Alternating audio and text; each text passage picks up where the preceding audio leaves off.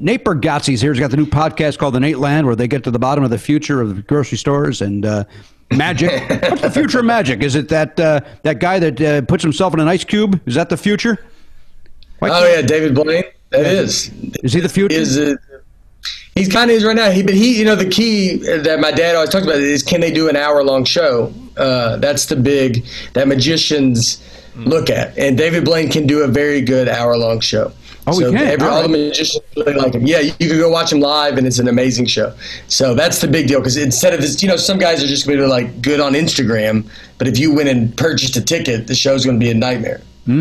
So it's an hour-long show that you want to see. Now, your father being a magician, were you ever his assistant growing up? Or were you part of the program?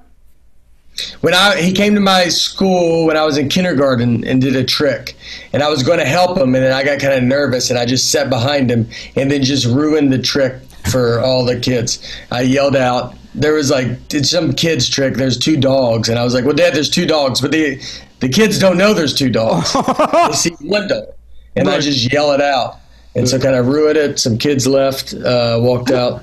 So. That was about the last time I got it. I always say I can't do magic. I can just ruin it for you. So if you want magic ruined, I've seen it. We just have oranges laying around the house, newspapers. $50, uncut dollar bills. Just a ton of them. He'd have to go get for all these tricks he's doing. It was, Nate, have you ever gone into the fruit and vegetable area of your refrigerator and opened up an orange and there's a rolled up dollar bill in there? Has that ever happened?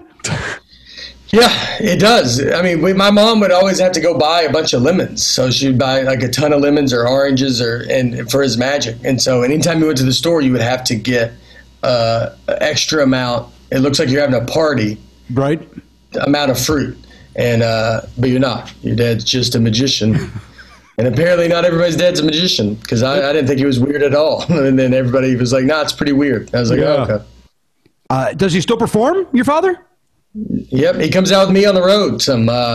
Before all this stuff happened, he was going out with me a lot, and he will. So once we can get back to normal, he'll come back out. And yeah, he does great. He's very funny. He's the president of the International Brotherhood of Magicians right now, IBM, and so it's their big thing is they turned down Houdini. That's their, he was a member of something else, and they turned him down. He's dead, right? So they won. In the long run, they won. Yeah, they did win. The first but less famous time he got punched in the stomach. Yes, yeah. It all hurt the same. It hurt the same, though. Still pretty rough, yeah. Well, we all like to be accepted, don't we? Houdini's no exception. You want to be part of something? Yeah. Right? Yeah. What does your dad go by? The great Bargatze? What's his handle? Stephen Bargatze, with a PH, as they spell Stephen. But the magic of Stephen is what he does. And yeah, he's on Instagram, Twitter, and YouTube videos of him and all the fun stuff. And yeah, he's great. We're very proud of him. He's very, very good at what he does. Let me ask you a question. Back when we're back to normal and you and your father are touring together, can I come just to watch him? Is that possible? Because I love magic. I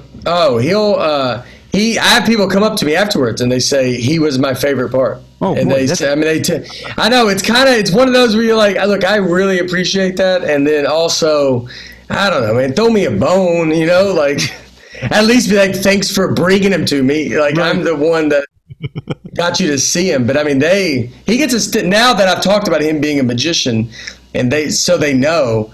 He would get because it'd be a surprise when he comes out, and we would just bring him out. And a few shows he gets a standing ovation when he walks out. Oh my gosh! They're just that thrilled. You're setting yourself up to be ridiculed after the program. Yeah, no one cares. The stakes are low for me. When I go out, they're seems like a tough thing to follow. He goes up there, he's funny and doing magic, and then you come up and you're like, I'm funny, but I don't do magic. It's like that could be tricky. It is. It's not good, and it's tough to follow. But he's got to go before me. I can't, just be like, all right. I guess I could bring him out at the end. Let you open for him. Well, if he's getting standing ovation, that's it for me, guys. Here's my dad. And then people are, wait, whoa. I've heard from many an audience member leaving, he's their favorite part. So I would have him close. Yeah, no, it's rightfully so, and so they say it. They tell me, they message me and tell me, and they really, the ones that want to get it to you, they really go out of their way to get it to you. You could be like, oh, you could have just maybe kept that to yourself, maybe said it at Bucks people. Now they're like, you should know. You should know. You cannot go another minute without you knowing how I felt about your act and your father. Nate, now if you do decide to have your father close that show, I still think you pay him opening rate. You don't give him closer money. No. Right? You're giving the joy of closing.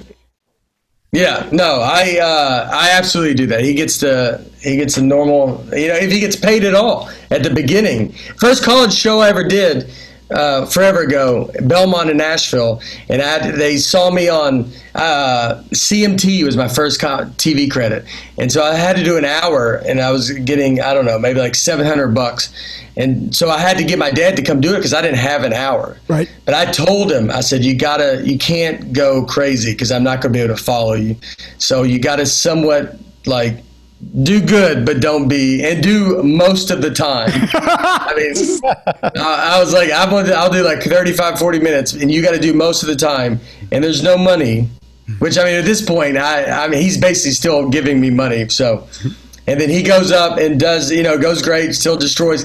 A very underrated thing that's hard to follow is when he cries when he brings you on stage. Oh, no. That's actually, yeah.